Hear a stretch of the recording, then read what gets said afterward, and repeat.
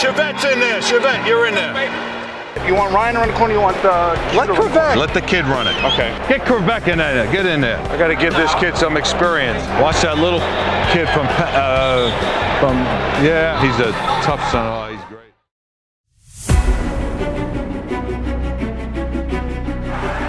Here's Benny going to the end zone. Can he make the catch? Yes! Chrebet is magic.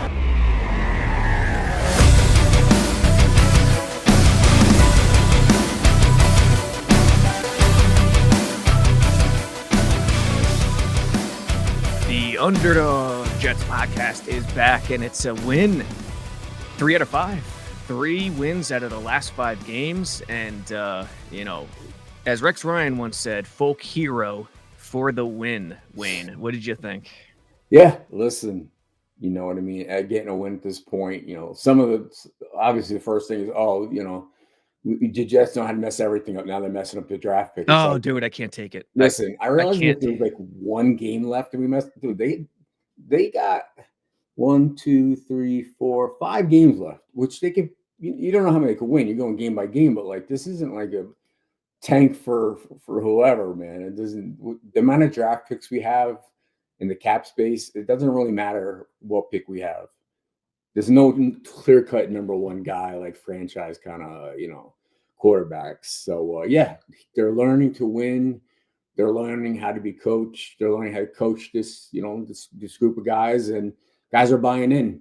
And that's the biggest thing at this point. They're playing better. They're playing smarter, and results are happening. Yeah, you're so right. I mean, that's what's most important to see Glenn and his coaching staff progress. That's the thing for me. And what I'm seeing individually, because I got a chance to look at the tape yesterday, really dive into it.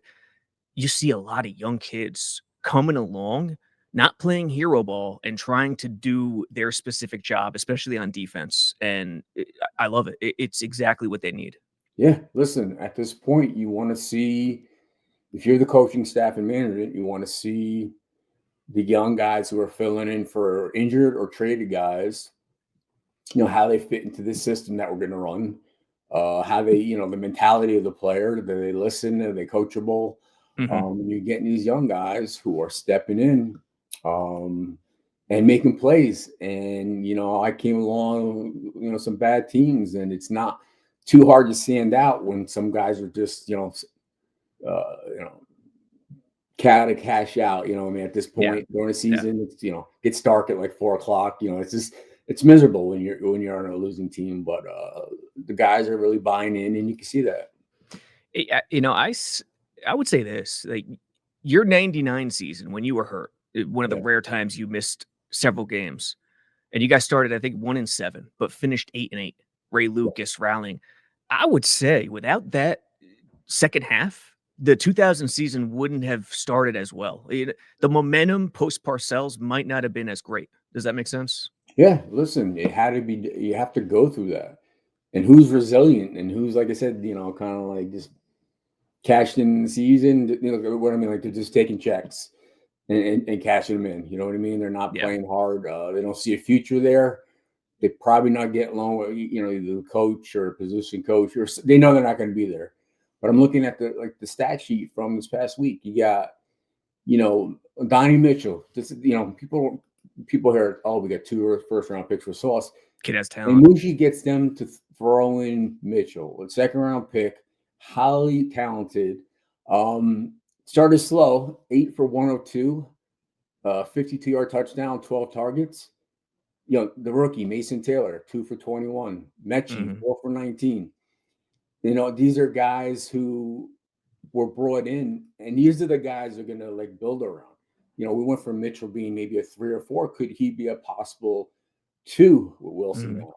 Yep. People, like I said, they say, so we got a good picks for Sauce. No, and you got this guy. I mean, and these guys are showing out because they're getting a chance. Yeah, and credit to Glenn and Muji for getting those throw-ins. Like everyone sees the 2 first-round picks, right, for Sauce, but the throw-in guy who has talent, it's such a variable because if he hits, my God, it changes the trade completely, Yeah. And Mechie, obviously, he had some bad drops, but the talent's there, the speed is there, outruns there. It's just a matter of maybe getting off season with the new OC that we have. But I'm looking at defense too. Look at Yes. this is your guys. Yep.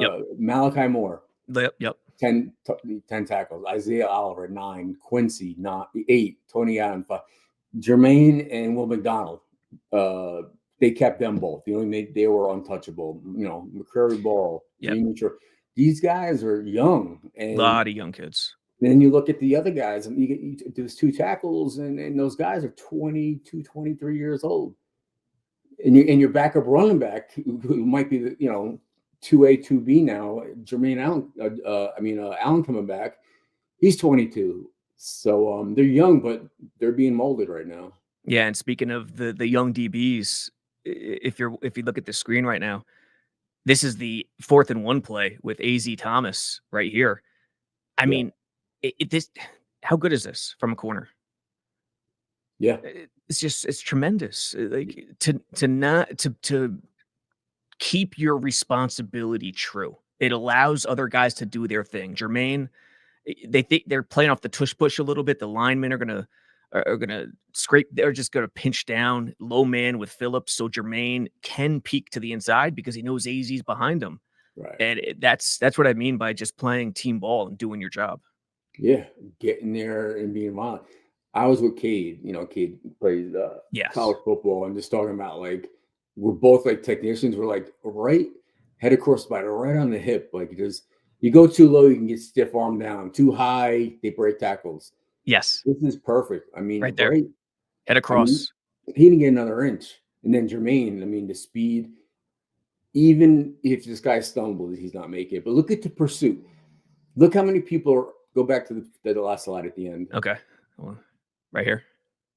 Well, look at these guys are pursuing. Yes, You get 2 right there. You get look at how many guys you get in the picture. 6.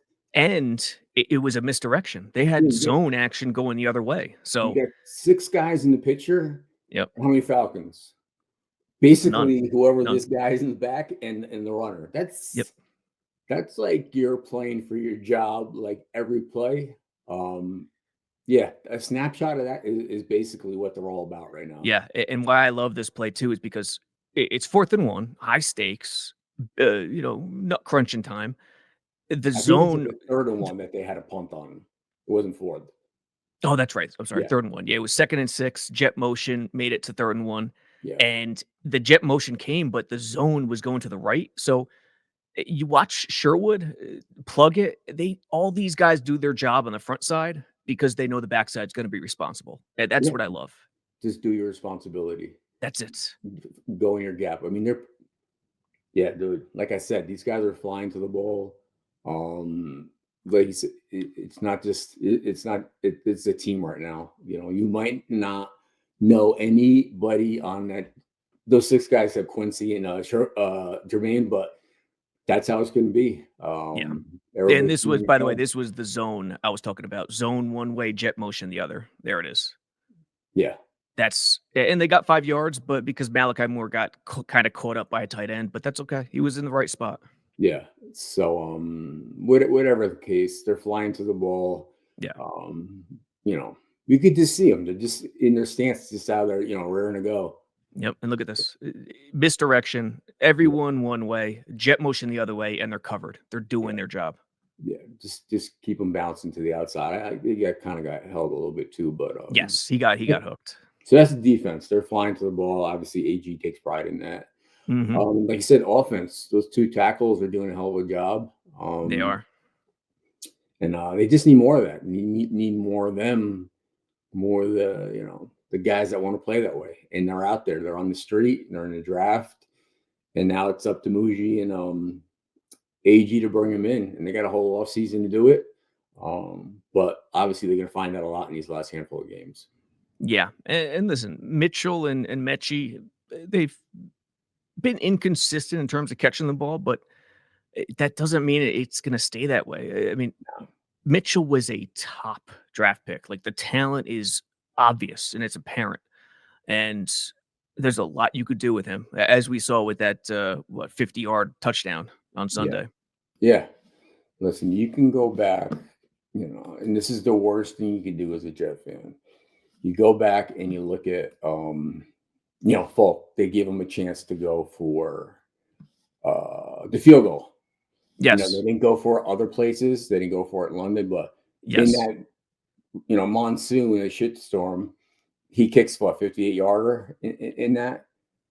Yes. That's awesome. I mean, that's if you're in those stands. I wasn't there. I had stuff going on. First game I missed in a while, family stuff. But if you're in those stands, as optimistic as you could be, you still pretty much were like, I'm just let traffic pass.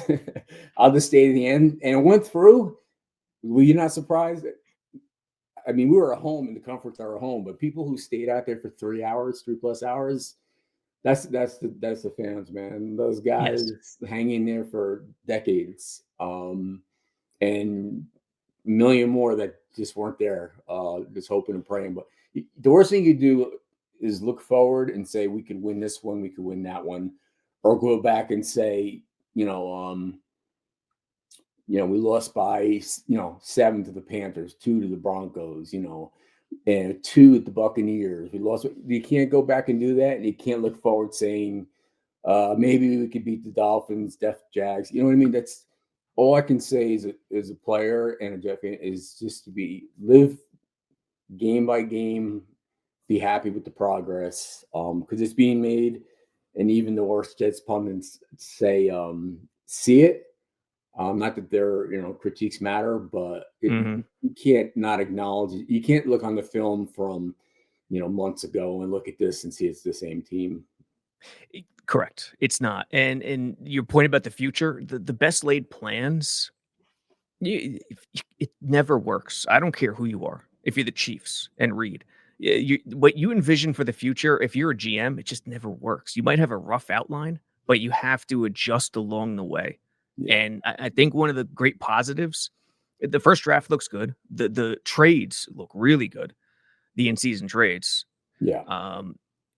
The fact that they pivoted and the direction looks solid while pivoting, it's a really good sign to me. Yeah. Listen, like you said, you got to have a plan B, C, D. People get hurt. Was it? Let me see. A month ago was trading Sauce a thing? No, that's the thing.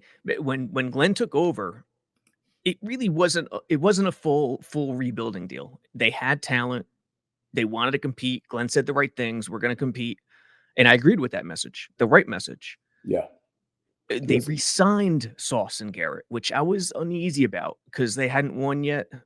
But with all that being said, I didn't think there was a chance in the world they would trade any of those guys, and they did, and that really impressed me. It was a good message when I talked to him saying we're going to take care of our guys. Resign Sherwood. They could have let him go, but yeah, the opportunity comes up. We can get 2 picks, and then like I said, we get Mitchell involved. They trade Michael Carter. People are like, they remember him being good, but what we got replaced him is even better. Yeah, Brownlee kid, and then we got Mechie for a guy that was going to leave in Michael Carter. You know what I mean? Yep. So it's funny that we're talking about all these young guys and young talent, and you got a 15-year vet leading the team at quarterback. I know. By the way, for those just listening, not on YouTube, on the screen is the Adonai Mitchell touchdown. Wait, look at the coverage. I didn't notice this.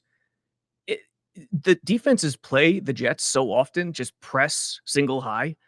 The bomb of a touchdown came against off coverage. Look at this. Oh, shoot. It's not playing. Here we go. Look at this.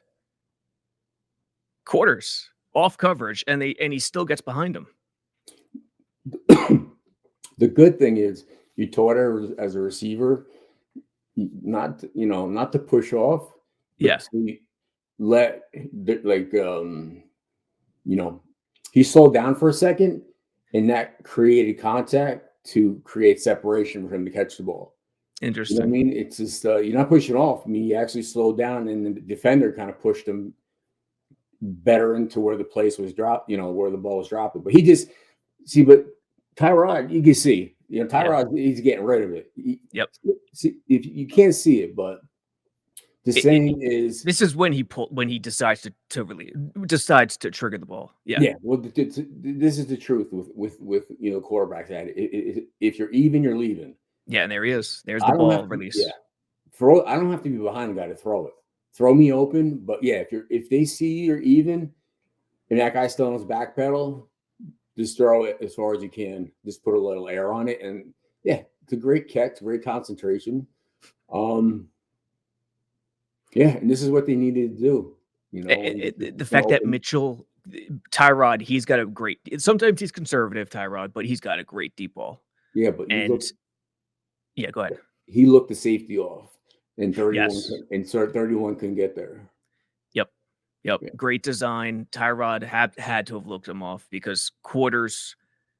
So in quarters, it's going to be a match. Anyone coming down the middle, great design because he had the vertical going right at the safety. Yeah, he's on that guy's on the hash. Yeah. The guy, the safety's on the right hash. Yep. And right the here. ball's caught on the left hash. You see that right there? No, he's on the left hash, on the hash right now. Yes. And the ball's caught on the hash.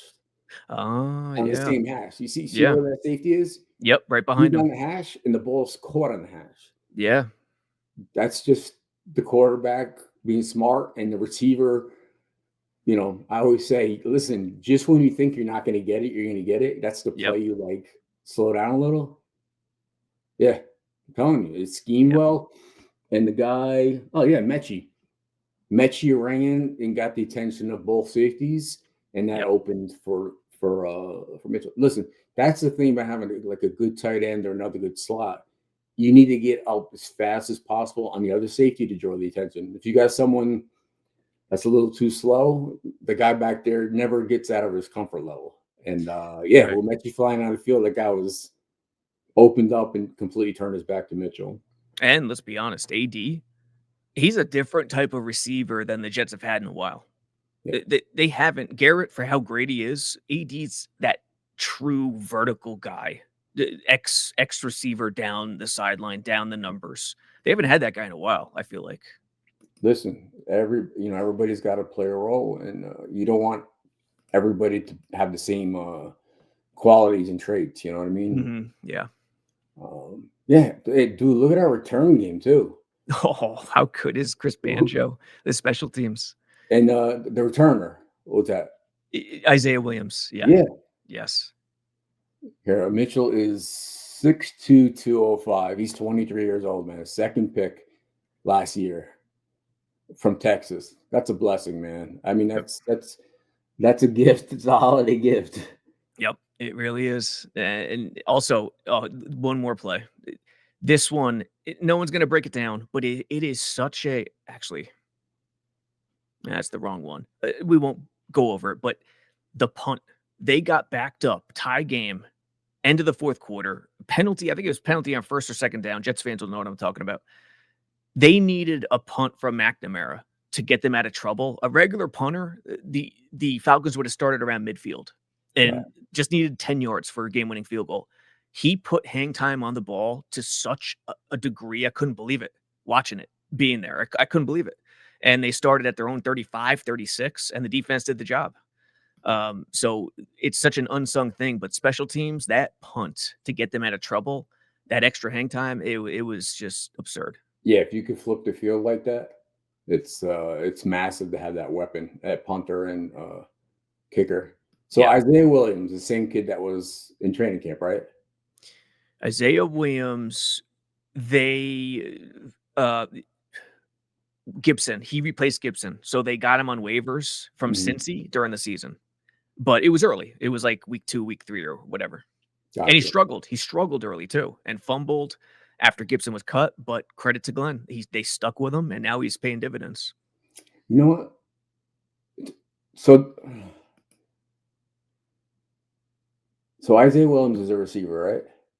Yes. So I click on, I just wanted to see like news about him. Yep. And it's October 4th. So pretty much exactly 2 months ago. Jets waive Isaiah Williams after gas in Monday Night Football. Yes. The second time, they got rid of, he lost a fumble. Another loud statement by first coach Aaron Glenn, who's trying to create a sense of accountability. Yep. Wow. They waived him and brought him back. Yep. Quincy sat a quarter. Sherwood was in and out of the lineup. There's been a lot of instances of guys. And right now, young Arian Smith, the rookie, is kind of in the doghouse, for lack of a better word. And I don't hate it. That'll show you, though. Not sure what happened transactionally, why they went back to him. Obviously, they like the kid. He's been there. He's at camp and stuff like that. Mm-hmm. It's just what I'm talking about as far as getting a chance, getting a second chance, getting a third chance. This kid's got a second chance at life, and look what he's doing, Isaiah Williams. Yep. Donovan got a second chance from being a high second round pick, highly acclaimed from Texas. Yep. Leaving one team, elite, and coming here, and all of a sudden it's a breath of fresh air. He went from a team that's in first place to here, and he's balling out because he's got opportunity and he's got a coach that believes him. And that's all you could ask for the young guys. And if you're a young guy right now, you love playing for Aaron Glenn because the opportunity and the excitement and the energy, and I don't care if it's one win or running down the sideline and partying after the game, you take them, man. They're hard to get. Agreed. The best way to describe it, I think, is there's so many little under the radar, really positive things that are happening. Yeah. And the bigger picture, it won't be answered for a while. We're going to need an off season. We're going to need next training camp. But those things they're really, they're really starting to pile up for me, which is very, very good. Yeah. Listen, like I said, it hasn't added up to wins and losses necessarily, but if you look at the first 6 games to now, or the first, quarter, let's just put it into quarters. 4 games from the first quarter to not the second going to the third, things have changed for the better, every quarter. You were talking about Tyler Barron before? The rookie, the rookie edge? Yeah. Well, Arian Smith, he's the receiver who's in the doghouse right now. Barron's the kid. I guess of all the draft picks, he's the one who hasn't really done much yet this year. All right, good. I'm looking at the draft picks came up, and I was like, doing good, doing great. Mm-hmm. It's just Malcolm. Yeah, it's just. Barron's the one who's kind of, and then now Arian Smith. Arian Smith has had PT. He's had playing time. Yeah. But he's kind of in a hole right now. We'll see what happens. No, I'm just saying. I'm looking at who they brought in. And the kind of player and this and that. Yeah. So listen. I hate to just keep saying wait, but at least it's enjoyable to sit in that traffic on the turnpike after a win like that. Not, you're soaked and cold and you get in the car and you're just like, why? Why do I do this to myself? But it's also, you just picture it. And I remember, you get in the car after a win. Not a lot of people there. I think it was like 20% full at kickoff. Yeah, it was empty. Yeah. You stop at that first exit when you get on Turnpike South, and you go in the rest stop, and there's people with Jackie around. And win or lose, it's just like you look at each other like, yeah, because the troopers, man, Jet fans are troopers, and man, they deserve everything they get. And I just hope for more of what they're seeing as far as quality football. You're not going to win every game, but when you don't, put your hands on your hips like this is so stupid. Yes. If they're getting outplayed or out schemed or whatever, if they're getting out schemed, whatever it is, they're not. See, I don't even think it's that. That would be alarming if they were getting out schemed. It would be alarming, but I don't think that's it. I think it's just talent. Yeah, that's what I'm saying. Like, it's if they're there, but they're just a step away. They're making plays, not making the catch. But you're not like we're getting rough in the passer every third down. Correct. We're getting a hit out of bounds every third down. We're not beating yourself. We get an interception return for 6 yards, illegal block in the back, 30 yards behind the play. That's the stuff. If you're a player or fan or coach, what will drive you insane. But what you see on the field right now, yeah, it's frustrating. But man, when they win, it still so good. I don't care if it's it's the third win of the year. It feels good, to have that victory Monday. 100%. Now let's end on this punt. Maybe I'm crazy. Maybe I'm remembering it wrong. But let's play it live to get a feel for the hang time. 1 minute left. They just had a disappointing offensive series. So they got to put it back. Tie game at the end of the fourth quarter. Huge. So you're thinking they're going to, if they catch it and they could return it for 10, 15 yards midfield, maybe. Right. Let's see what happens with this punter who might be Pro Bowl bound. He's been that damn good. It just felt like it hung in the air forever. And he caught it going backwards. Yeah, see, that's an unbelievable punt. Yeah, when you could flip the field like that, and you got, they need decent amount of, it's not one first down and you got it. Yes. This is what I was curious about. Let me just see real fast. Yeah, see, this is a punt in a spot where it's not about distance. It's about coverage. Just hang it up there and let your guys get down. And it was perfect. What are you checking out over there? Yeah, I just wanted to see where they were on the field. When they punted? Before, I wanted to see where they started. Like if he was let's see. If he was going to be in the back of the end zone. Because it was 2nd and 19. Second and 19 and then 3rd and 15. So they picked up to get him out of the end zone. Yeah, 55-yard punt. Yeah. And he could boom it 70 yards each time if he wanted to.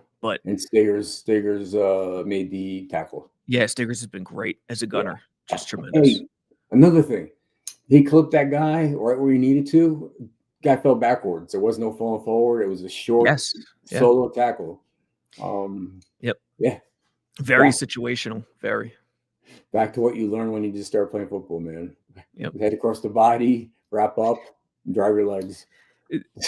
I'm a nerd, man. That's the stuff that gets me excited. That is really the stuff. That easy tackle. This weekend, festivities, right? This weekend, with the home game coming in town.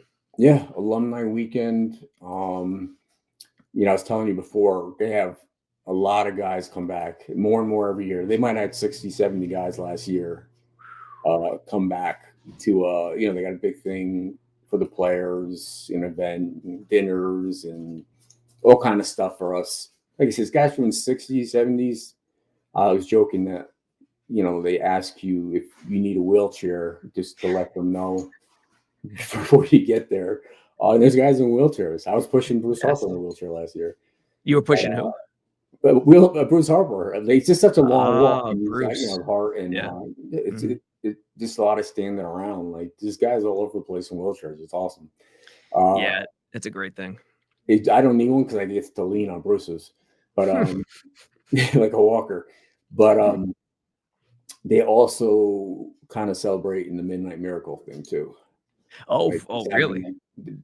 They announce all the players. We do like the tunnel, the current players run through, and then I think we're going to do a special remembrance of that because there'll be a lot of guys from the team that were playing that night. Nice. So hopefully I see you there, and hopefully to packed house with the 5-7 Dolphins. How about that? Hey, I was saying it on Asman's show earlier today. Dude, things in the NFL change on a dime like that. Yeah. They really do. And they had the Dolphins buried and dead, McDaniel gone, and look at I'm not saying they're, the second coming, but they're 5-7. McDaniel could still call a great offensive game, put together concepts, Tua could still play. So I want to see this young defense against that scheme. I do. Yeah. Chiefs 6-6, Ravens 6-6. Detroit 7-5. That's it. After losing Ben Johnson and Glenn. I mean, how important has that been? Yeah. Bears, Ben Johnson flexes shirtless in locker room, 9-3. I didn't even see that. Did he really do that? Yeah. It says that. Daniel Jones 9-3. Trevor Lawrence 8-4. Yep. It's all over the place. It really is. I mean, Cowboys. Look at the Cowboys. Yeah. Cowboys are, they're not the second coming, but they're on track to make the playoffs. Broncos 10-2. Bo Nix. Yep, Pats. Listen, it's like I said, it's a grind. I mean, like I said, I'm thankful every time I talk to people. Just hang in there. Yeah, trust the process.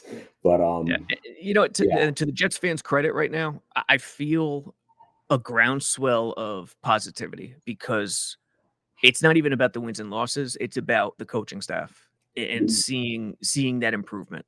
And I think to the Jets fans' credit, unlike previous years, I think they're really seeing it this time. It's not flashy. There's no flashes in the pan. They're getting better. You see progress where previous years, like, wow, guy came out of nowhere, threw for 400 yards. And then the next game, you throw for 70. Yeah. You know what I mean?